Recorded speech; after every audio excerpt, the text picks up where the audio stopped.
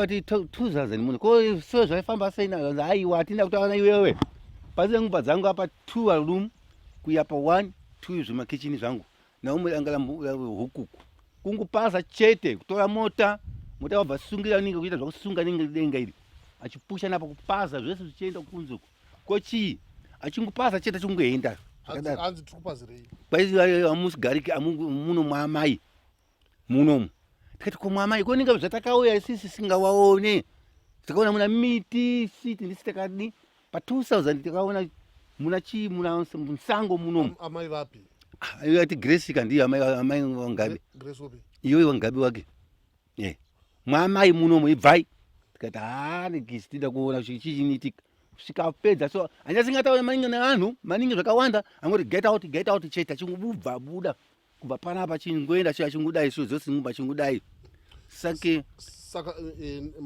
manzwa kuti nesuro makanzwa kuti manzi muchibhadhara nekupunza wada murunzwa sei aiwa baipo kana chiti kubhadhara hapana chakaita ndokuti izvi zvivadi zvinhu zvazvadistributors kana kavati bhadhara iti tingobhadhariwa tinobhadhariwa nokuti akatodistura zvinhu zvedu zvakawanda tisingamufunga hatina mbobvira tatarima futi kulima kwedu ndikugoro lino chete kulima kwedu tikatadza kurima chibage chakadai so achipunza kupinda nemota yawo mumu pana lodi pana wabva nayo kulodi achingopinda pana achipusha zvese achingoenda achipinda ikanamba ng'ombe iyi kusaka kuita anosunga tina tambo kupunza chete amna singataurike bhera na mimi tutaura namwe iwana asingamuzvike kutaura nawe uchingotaura chete atupunza ibva mwayo mbati panapa kusema msarime pesa apa kusvika gore rino kusvika kuri gore rino takapunzwa nguva dzino kasi chipunzwa chete mona tichitanga kurima chibaga wabva punza ibvai chete kungushinga chete izvo tesaba kuti kuniwa na mvura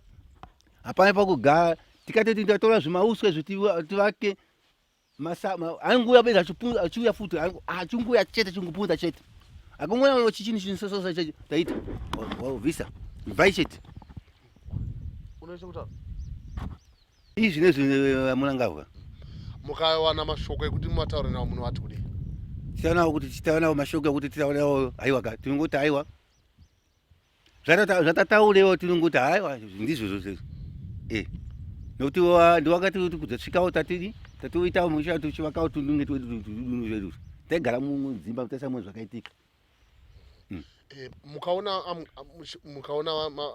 Grace kana vamugabe munonzwa sei seyo muzai isi vanhu hapachi tingaita nekuti ndiwa kutonga izvi tingadini ndikutaura amugabe havachatonga aiwa no problem tingaiti problem yenyu hapana problem tingotarisa chete kuti ko tingamudini ese munhu mubiya edu akafanana nesisi tingamudini saka chii chamungadi mimi kuti muripwe chazvo nunguripwa izvo chinoda chose ichecho chanouya nacho kuti atipewo kana kutipo kuti tigadzise zvinhu zvedu tinongozvida mvura chingunaya chete mufungo kuti munhu zvandakaita inini ndina makoresi indi 71 ndingakwanisa here ndingaraditiwa naani ndikafa kuti ndiradikiwe kuti ndirimewo zvangu ndione pakudya nakudhisitula ni papi ningajenyiwo vani saizi yangu inini ningaite simba yenyu kuenda paita futi kuti niite zvakati kuti zvakati nokuti iwe kulima kwangu ndi vanhu vatema ndozvindiita isisi vanhu vatema kulima saka vaiti muende kupi andiziva ngokuti ibvai panapa kwakuenda kwake ndishaka kuti kupi kwakati enda kumusha kwenyu kumusha kwedu kupi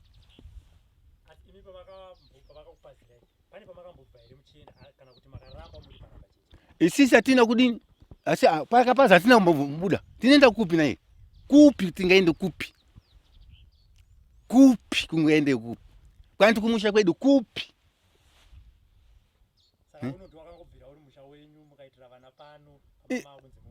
tibve pano tiende takauya muno miti yose kuita kugobura hatisingazive kuti muna munhu wake muno ona kuti machena manje akuti ibvai panapa oinze mapurisa kuti ngona munhu mwana anabvunza kuti ndiani futi zvakare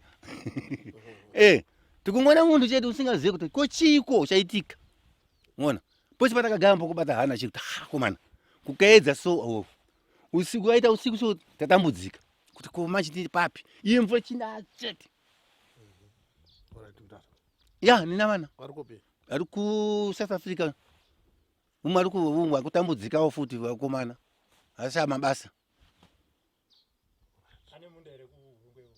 ayo ari kuHarare eko Harare mona Andudzo zita renyu uye kuti muno makore mangana? Ndine 43 years. Munonzi ani zita renyu rese? Ndinonzi Takaite Chigayo. Makanzwa sei nekuputsirwa kwamakaitwa zvinhu zvenyu? Patakapazirwa ndingangoti takanzwa kushungurudzika zvakanyanya nokuti pakapazwa ipapo mvura yainaya zvokuti patakanayiwa pakapazwa ipapo nemhuri yese nevana vangu vandinawo umwe akapedza form 4 mumwe ari form 3 nevamwe vari kuprimary tese tanga kungorara muimba imwe chete. Saka imba yacho haisi imba yekuti taigara imba yanga ine denga zvingori zvimatenga zvakadonha pasi. Saka taingorara tiri tese imomo nevana. Saka zvaingotishungurudza kuti nevana vakuru torara navo muimba imwe chete ivo vabva zera. Asi vakazongogadzirawo zvimastructure zvokuti tingokwanisawo kugara nemhuri iyoyo. Asi pfungwa dzedu dzasina kunyatsoita zvakanaka nokuti vana vechikoro vacho vanga vakanganisika. Vachibva mudzimba idzodzi vachinayiwa nemvura vachienda kuchikoro vachidzoka zvevanayiwa vodzoka futi vachiuya vachizonayiwa vari panze. Saka takatongoona kuti upenyu hwacho hunenge husina kunyatsomira zvakanaka plus futi mbeu dzedu dzemumunda dzakanganisika. Pavakauya vachipaza chibage chedu chanchi chiri green zvokuti vaingofamba nemotikari vachitsika nemuchibage imomo vachidarika vachifamba vachienda pamba pasina dziviriro yataikwanisa kuita. Saka ine zvamuri kunzwa kunzi vamwe vacho vakabhadhara vakunzi vabhadharwe muri kunzwa sei nazvo? Ini ndiri kutoti zvinenge zviri nani dai tikakwanisawo kubhadharwa nokuti tingangoti zvakawanda zvakaparara, midziyo yakaparara, kana nhumbi dzevana chaidzo, kana magumbezi, zvimwe zvacho zvatova nemasipoti zvokuti kana dai ukavacha hazvichatomboita zvokuti mwana anopfeka, zvokuti takatorasikirwa nezvakawanda kuti uchiwana kuti mwana achipfeka achienda kuchikoro hapasisina kwakutongovavaridza kutongoti tiwane kurarama chete, asi upenyu chaihwo hwanga husina kumira zvakanaka. Asi iko zvino kana tichinge tazobhadharwawo zvinenge zviri nani nokuti tinenge takukwanisawo kuti vana vedu vakwanise kuenda kuzvikoro zvakanaka. Kana maschool fees taita tisina kana nguva yekuti tinotsvaga mari yeschool fees nokuti tanga titori panguva yakama makuseni taitotiza tichinoswera mugomo umo ndoma tainoswera 7 dzikatochaya uri pano hana yakutorova nokuti motikari dzaingofamba rodhi dzese idzi dzichitenderera. Saka taingoti 7 dzikakwana takutonokwira mugomo tonosweramo tozodzika kuma 6 toya torara pano mangwana zvemakuseni zvokuti nhumbi dzese taitongoviga mumasango dzimwe nguva mumagamu. Saka nehunyoro huye dzimwe dzakatoita dzakakanganisika dzichatombopfekeka kana magumbeze yacho. Pakanzi vaMugabe vabviswa Grace asiri first lady makanzwa sei? Tingangoti isisu tingangoti vaMugabe zvedu tasina nyaya nawo zvakanyanya, asi kuti first lady wao ndo vaitikanganisira muno nokuti ndo vaituma vanhu vachiuya kuzodini nokuti pavaipinda muno mumapurisa venyatsotaura vachitoti isusu tiri kutoti mwana amai nokuti mubve munzvimbo yaamai muno mukabuda muno amai vouya vozoita zvavari kuda muno. Saka taitoona kuti dzimwe nguva hurumende yacho vaMugabe vacho vanga vasina problem nokuti dai vanga vachida chaizvo nzvimbo ino tingadai takabudiswa zviri pamutemo, asi nokuda kwekuti vadzimai vacho ndio vaida muno vaingoitawo zvavanoda hapana zvataikwanisa kuvaita. Ngatiti imimi mapiwa kana kuti mukana kusangana na Grace Mugabe mashoko amungatauri kwaari ndiye kuti chii? Kuti ndasangana nawo makusangana nawo sezvataita nemida so mapiwa mukana iwoyo mashoko amungatauri naye Grace Mugabe nechitarisa matambudziko aakakupinzai ndiye kuti chii? Inini ndingangoti dekwangu kuri kunzi kuri kusangana nawo taitotopawo chikumbiro kuti nokuda kwokupazira kwamakatiita muchituma vanhu vachitishungurudza tatakutokumbirawo iko zvino kuti muchitidzoserawo zvinhu zvipi zvamakatipazira zviye kuti mhuri dzedu dzikwanisewo kurarama zvakanaka, vana vechikoro vakakanganisika vavai vakwanisewo kuendererawo mberi nechikoro varege kuramba vangori pamba kana kuti vasingaende kuzvikoro. Izvezvwa nehurumende nyowani iri kutungamirwa navamunangagwa mashoko amungade kutaura kuna vamunangagwa imimi semudzimai akasangana nedambudziko racho ndiye kuti chii? Isusu takutokumbirawo hurumende iripo pari zvino kuti vatibatsirewo muno musezvo muno mutainzi takagara zvisiri pamutemo, asi kana kwakuenda kuma elections taitozivikana kuti vanhu varimo ende mabharoti bhokisi achiuya munomu tichivhota ende tichitohwinisawo hurumende iripo. Saka ndaingokumbira kuti dai hurumende yakwanisawo kutigadzirirawo pekugara zvakanaka, tichipiwawo maofaleta, tichiratidzawo kuti zveshuwa nzvimbo iya yedu takukwanisawo kugara zvakanaka takasununguka. Kana tichivakawo tokwanisawo kuvakawo zvakanaka zvinoitawo kuti mhuri dzedu kana dai ukashanyirwawo nemuenzi anoziva kuti zveshuwa tiri kusvika pamba, kwete kungosvika kungonzi ndofunga masquata aya. Tokwanisawo kuvakawo zvakanaka, tokwanisawo kugara zvakanaka, tokwanisawo kuwanawo mabenefits ari kuwanawo vamwe semafertilizer, zvimwe zvanga zvichipihwawo vamwe tokwanisawo kuzviwana nokuti tinenge taane nzvimbo yakanaka permanent yokuti tinokwanisawo kugara nemhuri dzedu. Mataura nyaya yema-inputs anopiwa vanhu. Urikutaura kuti imimi pese paipiwa vanhu apa makore apfuura vanga musingapiwi. Isusu tasingatombopiwa, tatongotanga kutopiwa gore rino. Chikonzero vaiti makagara zvisiri pamutemo, hamuzivikanwi. Asi gore rino makapiwa. Gore rino takapiwa. Tiwa takasiwa nevarungu mukomboni ichinzi Arnold farm handitika. Varungu ndobva vaenda ndobva tisiya vatiza through jamba jakaitika. Ndobva tangosara hatina kupiwawo hatina kupiwa kana mari, tangosiwa takadaro chete. Ndobva tangodzisarai muri mudzimba idzodzo. Tasvika mudzimba idzodzo ndobva vazoya futi maigiresi maungutano nezvavava. Ndobva vatipamba futi dzimba dzedzo, ndobva tagara tiri 4 family 4 muimba 1 dziri dzimba idzo dzemukomboni idzodzo. Saka ndigarai kuti ndiritomboisa vashandi vangu avo plus asi ndingazoti ndiwo zvavo but vanhu vaituma manje sezvachitaura naichi chigara 4 saka unoronga upenyu hwako wakagara 4 mufamily muri 4 room iri imba imwe chete. Imimi takatasa mumba yamaigara nemhuri yenyu manga muri vangani? Inini handine mwana wangu nemukadzi wake, handiti avo vanga vane vana vavo nevakadzi vavo, zvingodaro tisati kugara semasquatters kusvikira tazovaka tumwe takadai so tikasvika tichipaziwa futi kuti garai imomo makamanikidzana chete imomo. Saka iye zvinezvi makugara sei? Ezvino takugara 1 munhu makadzokera mumimba yake. Vashandi vanga vaiswa? Vashandi vari kubuda 1 vachidi vachienda, vamwe vari kudzimwa mabasa vachidi vakuenda havasisiripo, kwasara chete vashoma. Asi maigara sana sei nevashandi vavo? Taikugara tiri parumana nzombe because kana vashandi vacho vaita fanika ndiye ari kuvatuma futi shungurudza ichi vanhu vabude muwanechi. Saka izvi ko pekurima tinetumira tidikita taitotimirira kuti tichapiwawo minda, tisati tapiwa minda tangogara chete mupurazi kunge tichengetai dzimba idzodzo. Asi zviri right zvoti pekugara pari nani, ko pekurima tinorimawo papi, tumira tiri atinato tumagarden. Munonzi zita renyu uye mune makore mangani? Ini ndine 44 years. I was born 1973. Ndonzi Denboy Masiya. Mungataura kuti kurarama kwenyu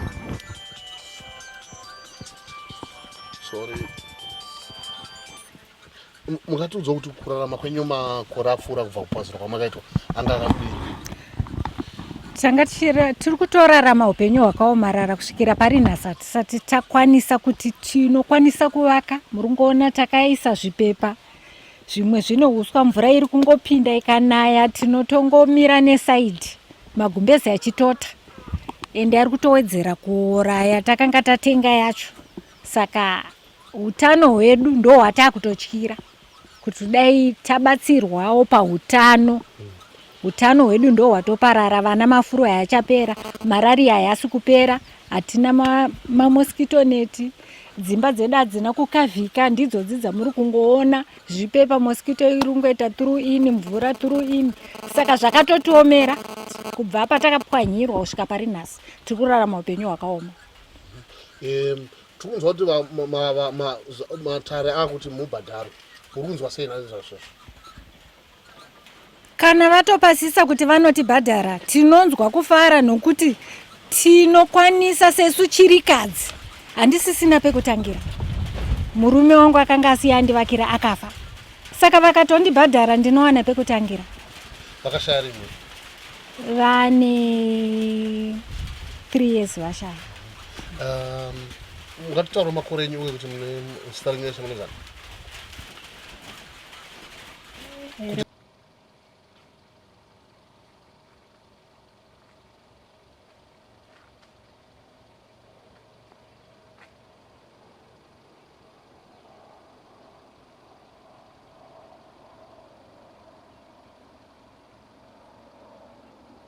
people that the court said they should be paid, they should be compensated.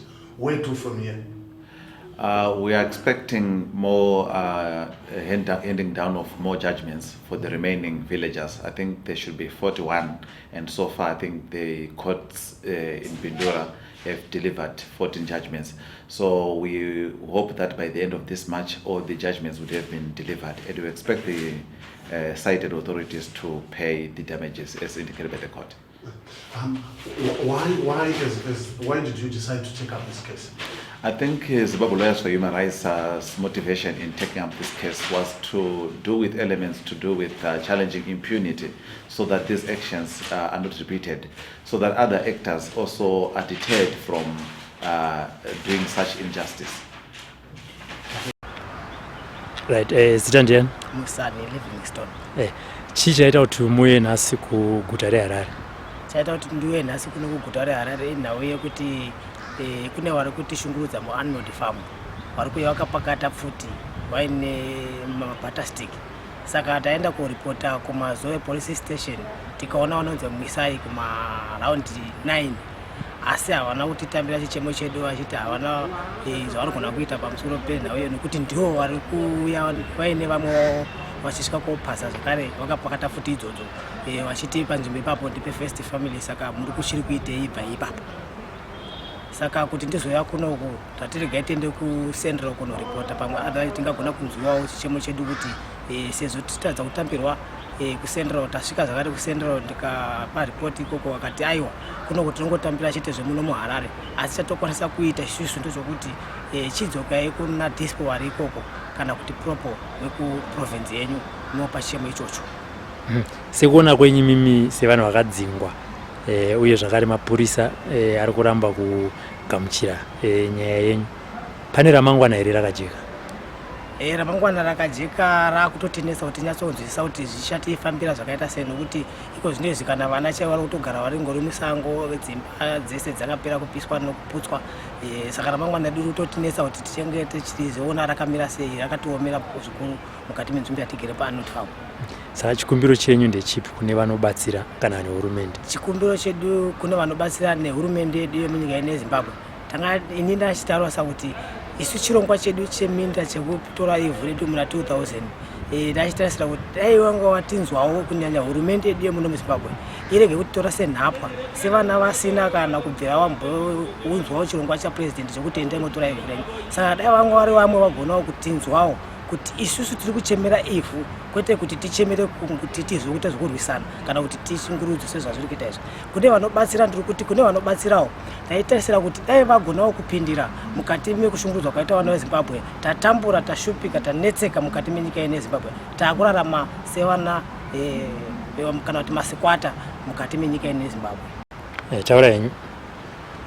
Ini chimwe chinhu chikunyanya kundishungurudza ndezvekuti mukati menyika ine Zimbabwe kune matare ariko anoyananisa kushungurudzwa kwedu isusu kana kuti mhosva dzinenge dziri mukati vanenge vatadzirana.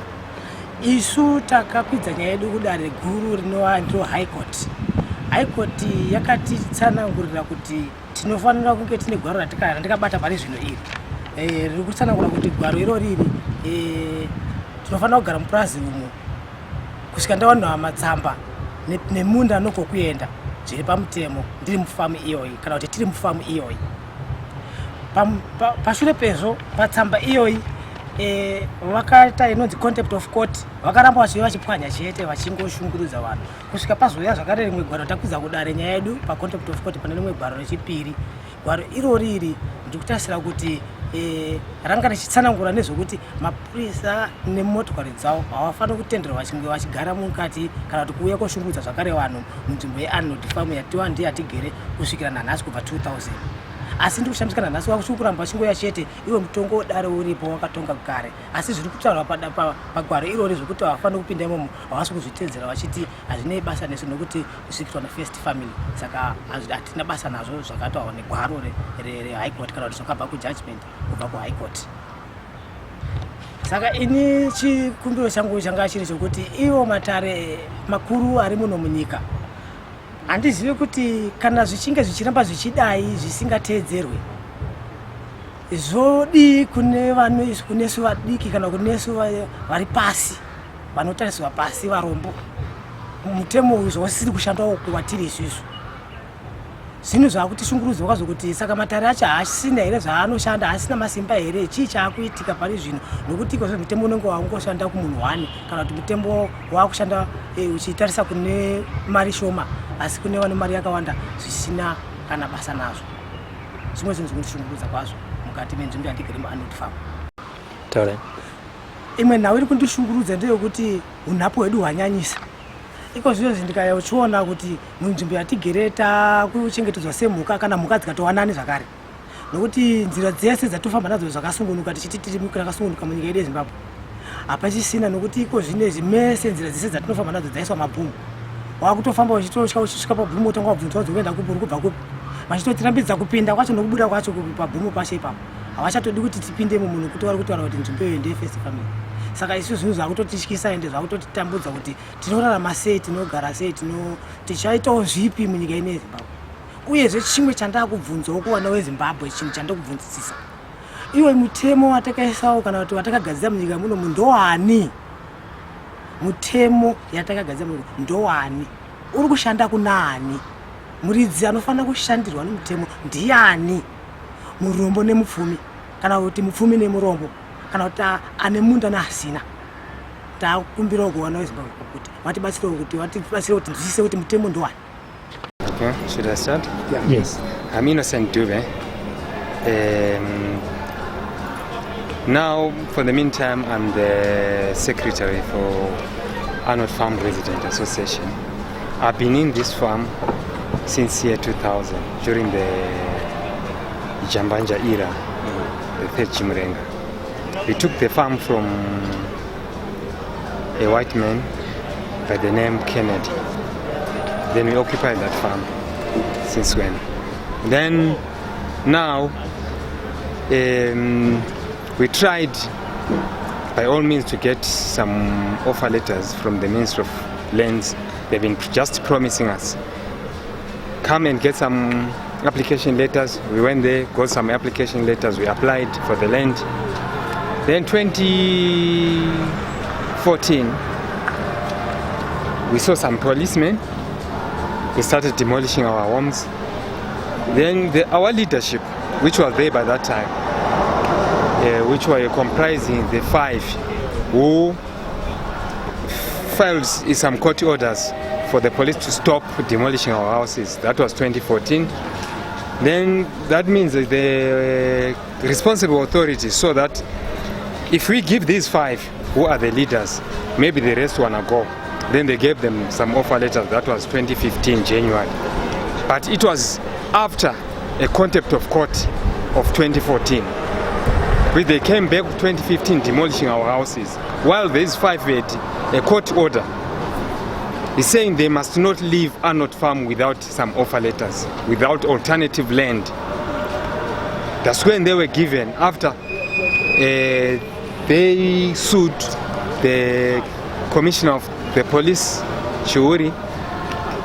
By that time the Minister of Home Affairs was Kembo Mohadi.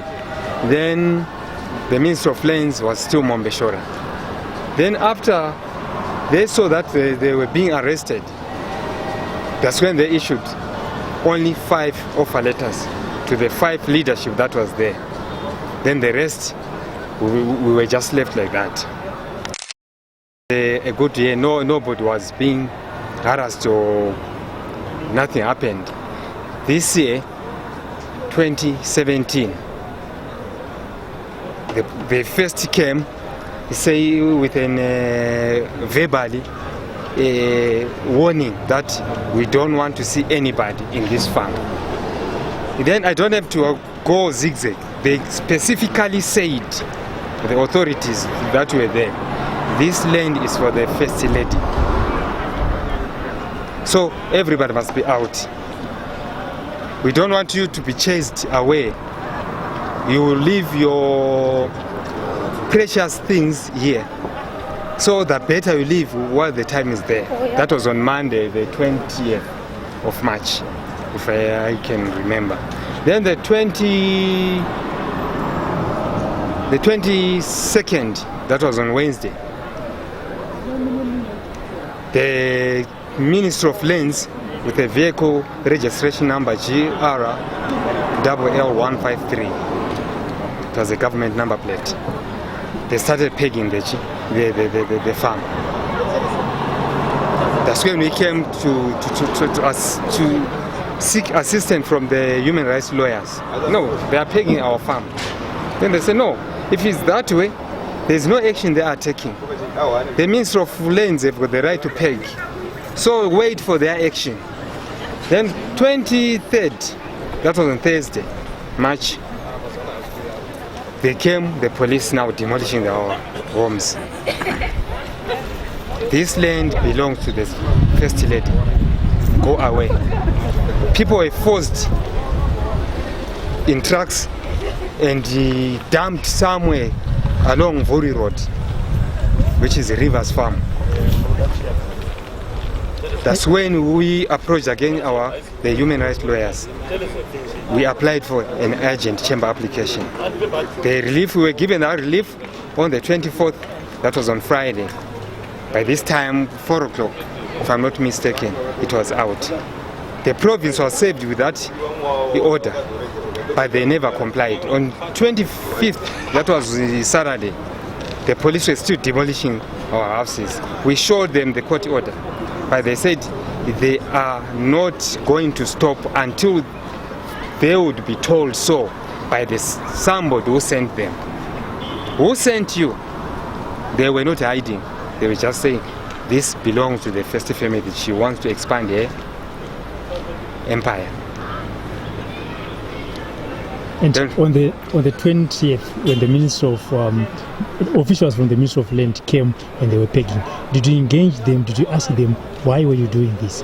Yes, I personally went there and asked them, why are you doing this? What is this that you are doing? Then they answered me, we are pegging.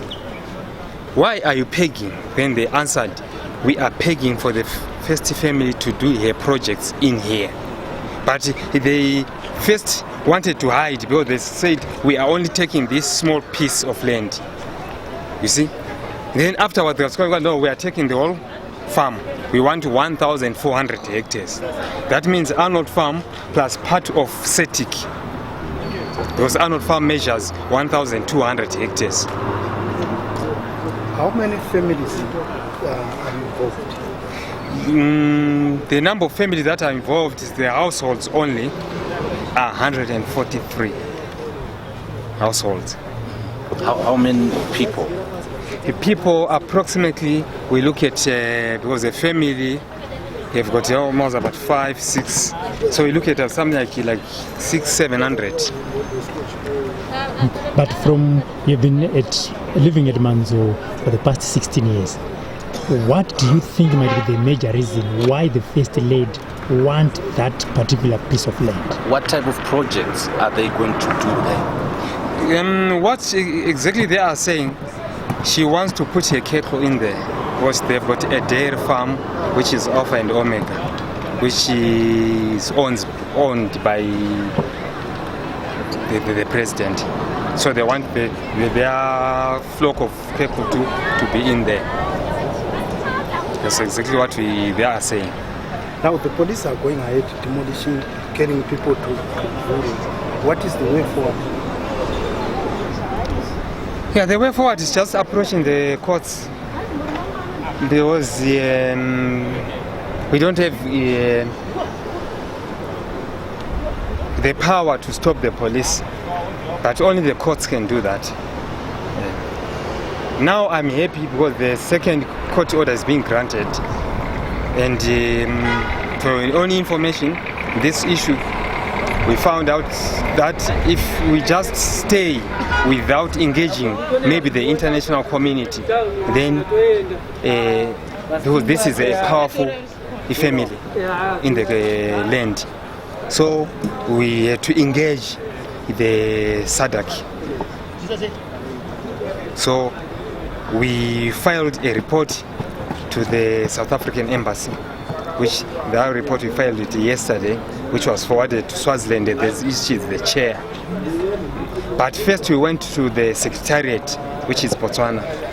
Then we told them our fate. Then they sympathized with us. Then that's the people who phoned the South African embassy to handle our case in a proper way. That's why yesterday when we went there, we were handled nicely. I have no complaint. And yes, by the South African embassy. So I'm looking forward for any relief from the regional body bloc, which is SADC, to tell Zimbabwe to respect the rule of law, to respect the rights of any citizen, whether upper class or lower class. Yeah, chitaurayi kana muchigona chirungu bichana mongoisawo nechirungu kana musingagoni it's okay aiwa chingotaurayi nyaya yakaitika ndeyekuti murume uyu akabva kubhawa abva kubhawa achibva ambofamba achibva adarika achibva adzoka ndobva asvika agwada mapai pana ndiri nevana ndakarara saka ndakarara kudaro achibva adini atanga kuti ndoda kudini ndoda kurara apa ndikati unoda kurara apa seiko apa usikuona kuti pane vana here kana uda kurara enda ndorara nzvimbo yakareba uko enda ndorara pamberi apo zvikanzi aiwa ini ndiri kuda kutorara ipapa ndikati aiwa hazviiti zvikanzi aiwa ini ndoda kutorara ipapa ndobva amdini ndobva atotanga kumura maslippers akwe atanga kumura maslippers akwe achibva enda pakati pemwana umwe mukomana nekamwe kasikana kadoko kane 9 years nekamukomana kane 7 years ndobva atodini ubva atopinda ipapo munhu wacho momuziva here munhu wacho momuziva handitomuzivi nekuti waitova usiku alright uya anoflu nokukosora taura anonzi tinasharugwi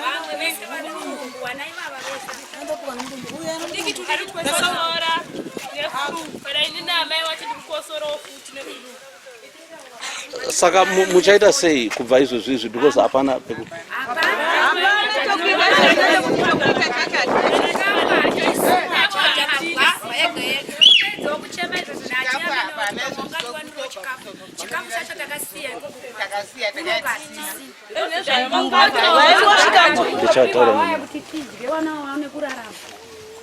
Warutopiwa magwavha nemananga mudhona vanobva ndohama dzemuno saka mananga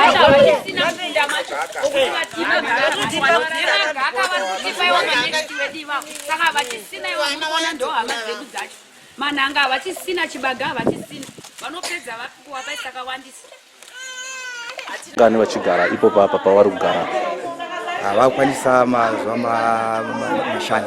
mashanu saka vakangounzwa panapa kuti vagare papi pacho because hapana chinhu right panapa vakaunzwa kunzi vabve panapa vachienda muminda mavo vototanga kutovaka misha yavo vaitogara misha mavo kupi kwacho muno muconcession pane rimwe pafamuri pane parivhasi vari kupiwa nzvimbo dzese dzimwe dzakasara dzakanga ari mafuro emombe kuti vakwanise kugara ikoko ndokumakomwe vacho kwavari kuvaka velenzi vatori bhizi vari kumhanya kutsvaga kuti vanhu vakwanisa kuwana pokuita sei pokuti vagare izvozvo ndo mamiri avakaita paizvo munogona kuisa here nechirungu imi self-vidical kuti vanhu ava because apa pamene hapana kugadzirwa kuti vanhu vauye kuzosvikira ndirika panofanira kunga paine matende panofanira kunga paine chakati imi makataurwa kuti chii because vanhu vakangogara pamene kapa hapana zviripo isusu takataurwa kuti izvizvo vanhu vakange vasvika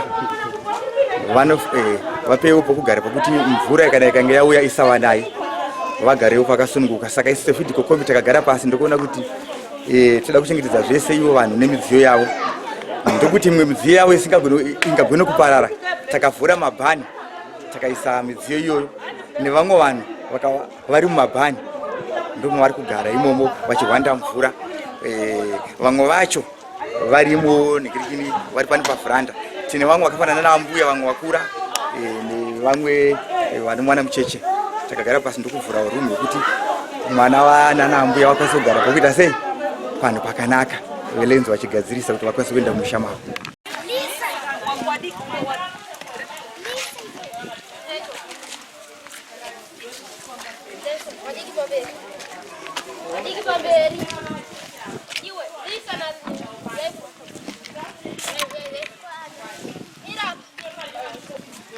ko inda musina kuenda kuchikoro.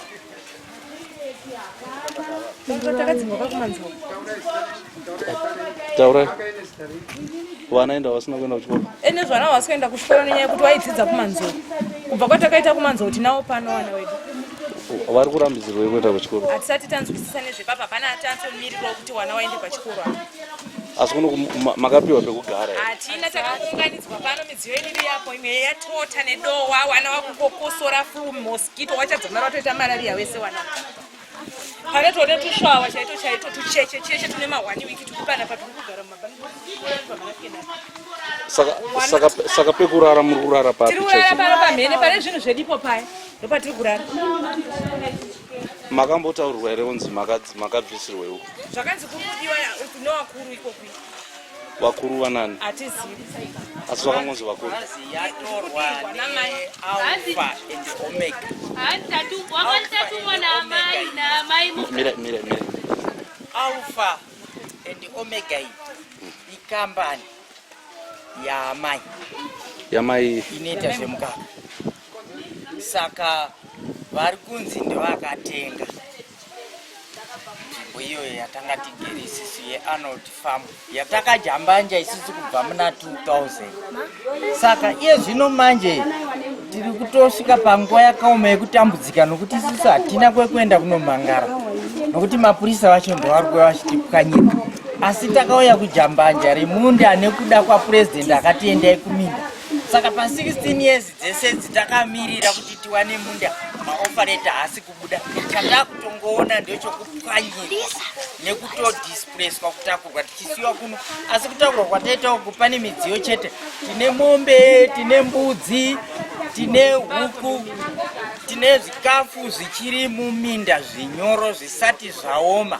Zvese takasiya pamwe chete nevana vechikoro nevarwere vaizviwa vachibudiswa mudzimba. Vachisiwa panze vachidisplaced vachipwanyirwa. Vanhu vazhinji vari mumakomo izvo zvino.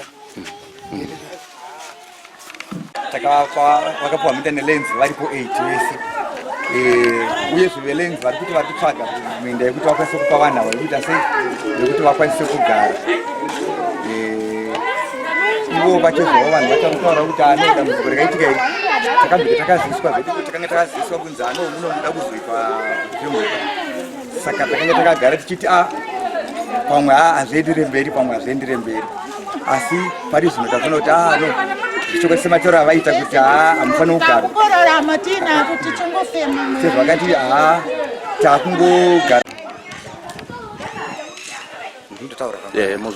Aiwa, ini ndinoitwa Luke Rushunda, ndiri murima ndorima pani pa the Rivers Farm. Ndiri secretary for security muVidiko. SeVidiko committee takaziviswa kuti pane vanhu vari kuuya vachauya pano, vanhu vangachigara kumanzou. Vanhu ava varida kunzi vakwanise kuvapiwa panzvimbo pokuti vakwanise kuwana pekurima.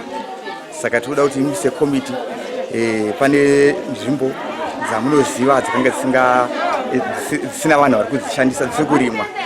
Tigone kugovera vanhu ivavo vari kubva kumazou. Mumwe nemumwe achanga achisvika pari kukumbira kuti mutibatsire vanhu ava mune zvakanaka. Vanhu ava vakwanise kuti vaone kubika chikafu chavo, vapiwe minda yavo. Saka ndokubva vauya vanhu velenzi, vasvika vanhu velenzi vachibva vatiwo takuchitanga kupa vanhu vari kubva kumanzou. Ndokubva tafamba paground isusu secommittee nevelenzi ndokuona kuti paground pane minda iripo. Ndokubva tatanga kugovera vanhu, tatanga kugoverwa minda iyo nevanhu velenzi. Kune vakagoverwa ipapo pari zvino vari kutovaka misha yatomira, vari kutogara pamisha yavo izvozvi. Vari kuti chinhu chokutanga chatinongotendawo chokuti pari zvino tagarawo panzvimbo dzakuzikanwa kuti apa ndo pangu chaipo. Uko tanga tichimhanya zvichokwadi. Vamwe vari kutaura chokwadi chavo kuti toda kutaura chokwadi pamberi paMwari. Takanga tichiziviswa kunzi munokuchadazvidzwa game park, asi game park rani game park iri pamanzou ipapa. Saka muno hamutendere kugarwa.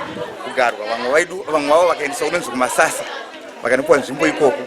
Saka vamwe vacho vazhinji vari kutarisira kuti dai takakwanisa kuti tione uko kugara. Velenzi vatikurumbidzirewo tipihwo semapirwa kuita chi vamwe vedu. Yeah, right.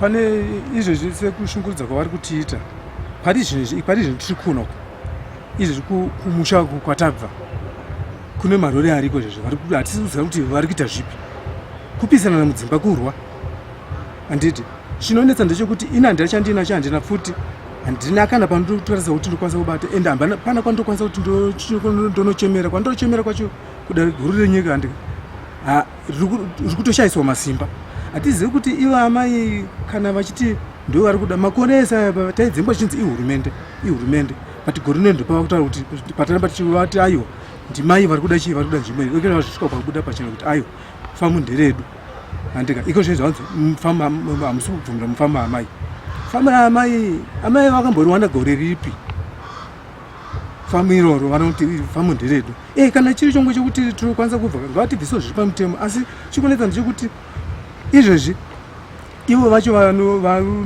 kutaridza kuti vangakwanisa kutibetsera kana kuti vari kwanisa kuva vane umpowo hwekuti wai mapurisa ari kuwana pachiita achipinda munhu havasi kukwanisa kuwanika saka kuratidza kuti isusu kwedu kufa tatiita mufakoso nekuti kana wauraini waurai mhuri yangu iko zvezvi variko hatizoti kumba kwacho tokwanisa here kusvika hatizivi ende tokwanisa here kurarama nekuti matare angaita kuti imimi hasi kuda munhu ikoko musakohwe mbeu dzenyu aiwa vamwe vari kuti kohwai kondokokohwa chirudzi uku ndikujungwa kumberi kuti kunzi kohwa aiwa siya mbeu saka hatichanyatsunzwisa kuti tichiri kurarama here semhuka kana tiri kurarama semhuka here kana kuti tiri kurarama sevanhu ivo vane kuti kana zita ndiani?